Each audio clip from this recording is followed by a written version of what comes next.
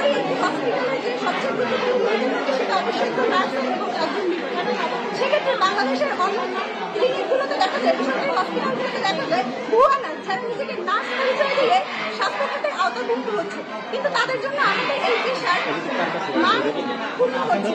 তারা নানাভাবে যে কাজকর্মগুলো করে সেগুলো অবশ্যই আমরা যে পেশাদার যারা নার্স 3 বছরের ডিপ্লোমা এবং 6 মাসের ইন্টার্ন করে আমরা যে সার্টিফিকেট লাভ করি, তাদের যে কাজকর্ম এবং তাদের যে ভুয়া নার্স তার কাজকর্মের কোয়ালিটি এক হয় না, এবং যদি কোয়ালিটি এক না হয় সেক্ষেত্রে আমাদের স্বাস্থ্য খাতের অবনতি হয়। এবং স্বাস্থ্য খাতের অবনতি হলে শুধু একজন লোক যে এফেক্টেড হয় সেরকম না, একজন লোক, একজন পরিবার এবং সাথে সাথে একটি সমাজ সম্পূর্ণভাবে এফেক্টেড হয়। তাই আজকে আমাদের কর্মসূচি এক দফা এবং এক দাবি, আমরা ভুয়া নার্সের পতন চাই। আমরা চাই না আমাদের স্বাস্থ্য খাতে কোনো ভুয়া নার্স থাকে।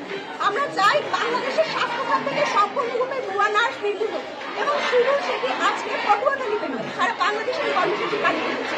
এবং সেই বাংলাদেশের কর্মসূচির সাথে আমরা পটুয়াখালী জেলার সকল নার্সিং স্টুডেন্টরা একজোট হয়ে কাজ করছি, এবং যতক্ষণ স্বাস্থ্যখাত থেকে ভুয়া নার্স এবং নিয়োগ না হচ্ছে ততক্ষণ পর্যন্ত আমরা আন্দোলন অব্যাহত রাখবো। সেই আন্দোলনের ধারাবাহিকতায় আমরা আজকে পটুয়াখালী সিভিল সার্জন অফিসে, যেখান থেকে পটুয়াখালী জেলার সকল স্বাস্থ্য খাতের কর্মসূচিগুলো পালিত হয়, সেখানে আমরা কর্মসূচি পালন করছি।